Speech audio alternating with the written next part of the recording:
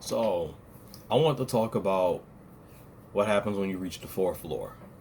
So, in Heir to the Stars, well, the cosmology, there are floors. Got the first floor, second floor, third floor, fourth floor, and then you keep going higher. Eventually, you reach the Lion's Den, and then we have a whole array of different topics to talk about after that. But once you hit the fourth floor, you enter a stage called Realm Reborn Red. This is when the character in question enters the state of becoming a Pata character. Effectively, this is where these characters escape narrative causality. This is where they escape the realm of the story. I know how it sounds, but there are different stages to this. Like when you start from the beginning, the actual ground attribute that you gain is reverse plot armor, which embodies the meta modes and meta attributes of script immunity and character shields. For reverse plot armor allows one to step beyond the authority of the author's writing, ignoring logic and in-universe reality.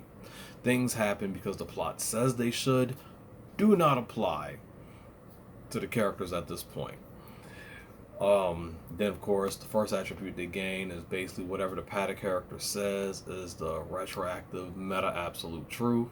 This is attained by exceeding the necessity of the author. Basically, it's just like how you're reading it.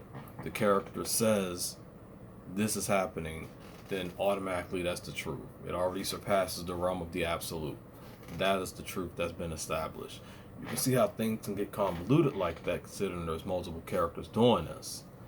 The second one, basically, the embodiment of storytelling supersedes the applications of whatever is beyond meta omnipotence, beyond meta omniscience, beyond meta omnipresence on a general level. The user controls the plot of the story as it goes, be it the setting of the story, whom the plot revolves around, how the plot progresses, or the reasoning of the user's perspective. They can control every decision the characters make and every consequence of those decisions, and essentially control the whole sequences of stories of their verse. And this is only up to number 2. I'm gonna do the rest later, but by the point is, when you get to the fourth floor, at this point, doesn't matter if my name or anyone else's name is on the title of that book, they can change the entire story. We actually see this by one of the characters who had a huge problem with how I wrote him in the original Heir to the Stars, and scratched my name off, rewrote the plot, rewrote his abilities, rewrote everything about the story, and straight took over. Unfortunately for him, other characters have entered that realm also, so things didn't work out as he thought they were going to. But that's it for now. I'll come back later with the next part.